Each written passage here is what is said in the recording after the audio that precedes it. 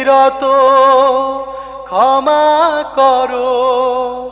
ধরার যে জন তাকে ধরো, ধরার যে জন তাকে ধরো।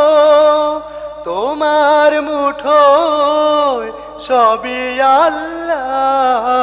সুবহানাল্লাহ আলহামদুলিল্লাহ লা ইলাহা ইল্লাল্লাহ। সুবহানাল্লাহ আলহামদুলিল্লাহ লা ইলাহা ইল্লাল্লাহ।